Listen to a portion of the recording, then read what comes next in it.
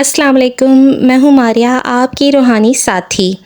آج ہم ایک ایسی بیماری پر بات کرنے جا رہے ہیں جو تقریباً ہر دوسرے انسان میں موجود ہے، لیکن ہم میں سے بہت کم لوگ اس کو بیماری سمجھتے ہیں، بلکہ ہم اسے اپنی عادت یا اپنی پرسنالٹی کا کوئی حصہ سمجھ کر اگنور کر دیتے ہیں۔ یہ بیماری ہے تجسس، یعنی دوسروں کی زندگی میں جھانکنے کی عادت۔ قرآن کریم میں سورہ حجرات میں اللہ تعالیٰ نے ارشاد فرمایا وَلَا تَجَسَّسُوا، ترجمہ کسی کے بھید کو نہ ٹٹولا کرو۔ اب ذرا خود سے سوال کیجئے، کیا ہم واقعی اس حکم پر عمل کر رہے ہیں یا پھر ہم دوسروں کے ذاتی معاملات میں حد سے زیادہ دلچسپی لیتے ہیں؟ اس کی مثال روزمرہ کی زندگی سے لے لیں۔ کیا آپ نے کبھی یہ سوچا ہے کہ فلاں کس کے ساتھ باہر گیا، فلاں کی بیٹی کو اتنی اچھی نوکری کیسے مل گئی، اس نے اتنے مہنگے کپڑے کہاں سے خریدے؟ یہ باتیں بظاہر معصوم لگتی ہیں، لیکن دراصل یہ کسی اور کی ذاتی زندگی میں مداخلت ہے۔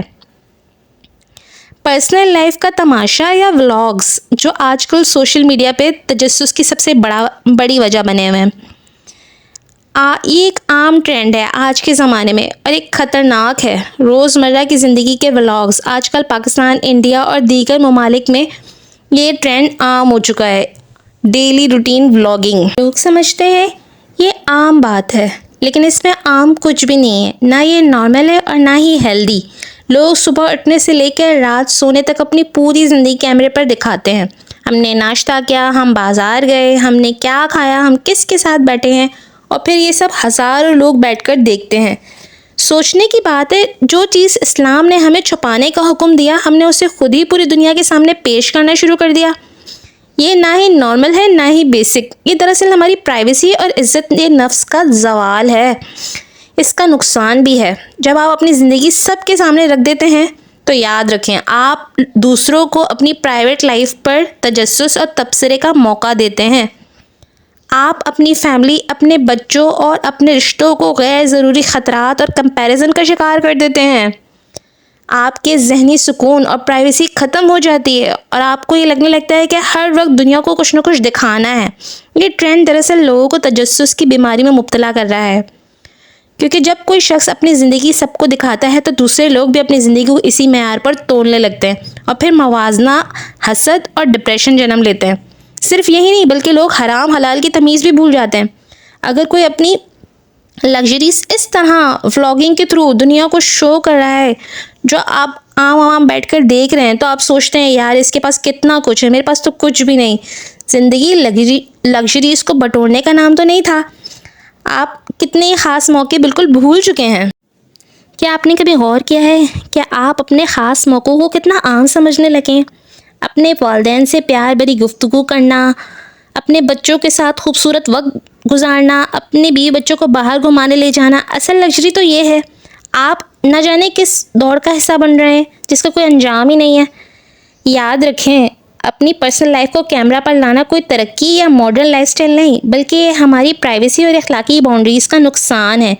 اصل کامیابی تو یہ ہے کہ ہم اپنی زندگی کو اللہ کے احکام کے مطابق اور اپنی انر پیس کے مطابق گزاریں، نہ کہ دنیا کو دکھانے کے لیے۔ پہلے زمانے میں اگر کوئی کسی کا گھر میں جھانکنے کی کوشش کرتا تھا تو بہت بری بات سمجھی جاتی تھی، لیکن آج کے دور میں لوگ خود اپنے گھروں میں کیمرے لگا کر دنیا کو سب کچھ دکھا رہے ہیں۔ کیا کھاتے ہیں، کیا پیتے ہیں، کہاں جاتے ہیں، کس کے ساتھ کھاتے پیتے ہیں، اور ہم بیٹھے سب کچھ شوق سے دیکھتے ہیں۔ سوال یہ ہے کیا یہ صرف وقت کا ضیاع ہے یا واقعی ہمیں اپنے اندر سے بیمار کر رہا ہے؟ تحقیق یہ بتاتی ہے کہ مسلسل دوسروں کی زندگیوں میں جھانکنے سے انسان انزائٹی، ڈپریشن اور احساسی کمتری کا شکار ہو جاتا ہے۔ کبھی آپ نے سوچا تجسس ہوتا ہی کیوں ہے؟ تجسس کی چند بڑی وجوہات ہیں۔ پہلی ہے عدم اطمینان، اپنی زندگی سے خوش نہ ہونا۔ دوسرا ہے موازنہ اور حسد، دوسروں کی کامیابی کو دیکھ کر خود کو کمزور سمجھنے لگنا۔ فراغت اور بیکاری، جب اپنی زندگی میں مقصد نہ ہونا تو دوسروں کی زندگی زیادہ دلچسپ لگنے لگتی ہے۔ اس کے نقصانات بہت واضح ہیں۔ یاد رکھیں تجسس کے نقصانات بہت خطرناک ہیں۔ رشتوں میں اعتماد ختم ہو جانا، غیبت اور بدگمانی بڑھتی ہے، انسان کا دل سکون سے خالی ہو جاتا ہے۔ پر سوچا ہے حل کیا ہے؟ اب سوال یہ ہے کہ اس بیماری سے کیسے بچا جائے۔ یہاں چند آسان اور مگر مؤثر تجاویز درپیش ہیں۔ اپنے معاملات پر توجہ دیں۔ رسول اللہ صلی اللہ علیہ وسلم نے فرمایا، کسی شخص کے اسلام کی یہ خوبی ہے کہ وہ فضول اور بے معنی باتوں کو چھوڑ دے، مصروف اور بامقصد زندگی کو اپنائیں، نیا ہنر سیکھیں، اپنی سیلف گروتھ پر فوکس کریں۔ جب آپ اپنی ترقی میں لگ جائیں گے نا تو دوسروں کے لیے وقت ہی نہیں بچے گا۔ تیسرا ہے خود احتسابی کریں۔ اپنے آپ سے پوچھیں، کیا میں اپنی زندگی سے مطمئن ہوں؟ اگر نہیں تو کیوں؟ حل دوسروں کو دیکھنے میں نہیں بلکہ اپنی اسکلز اور پرسنالٹی بہتر بنانے میں ہے۔ دوسرا یہ سماجی تربیت۔ بچوں اور نوجوانوں کو یہ سکھائیں کہ ہر انسان کی ذاتی زندگی محترم ہے۔ یہ صرف دینی حکم نہیں بلکہ ایک ہیلدی سوسائٹی کی بنیاد بھی ہے۔ یاد رکھیں، اگر آپ دوسروں کی زندگیوں میں جھانکنے پہ ہی لگے رہیں گے اور اپنی زندگی پہ توجہ نہیں دیں گے تو اس کا نقصان آپ نے ہی بھگتنے ہیں۔ اگر آپ اپنے آپ پر دھیان دیں گے تو اس کا فائدہ بھی آپ کو ہوگا۔ سب سے زیادہ بڑی بات، آپ کا دل زیادہ مطمئن ہوگا، رشتے مضبوط ہوں گے اور ہمارا معاشرہ اعتماد اور سکون کا گہوارہ بنے گا۔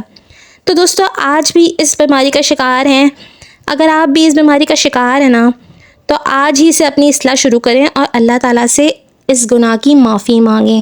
یہ دوسروں کو بیٹھ کے دیکھنا نا، یہ کوئی اچھی بات نہیں، یہ ایک اخلاقی ہی نہیں بلکہ سماجی مسئلہ بھی ہے۔ اب میں آپ سے سوال کرتی ہوں، آپ نے کبھی محسوس کیا ہے کہ تجسس نے آپ کے رشتوں یا سکون پر منفی اثر ڈالا ہے؟ کمنٹ میں ضرور بتائیے تاکہ آپ سے اور لوگ بھی سیکھ سکیں۔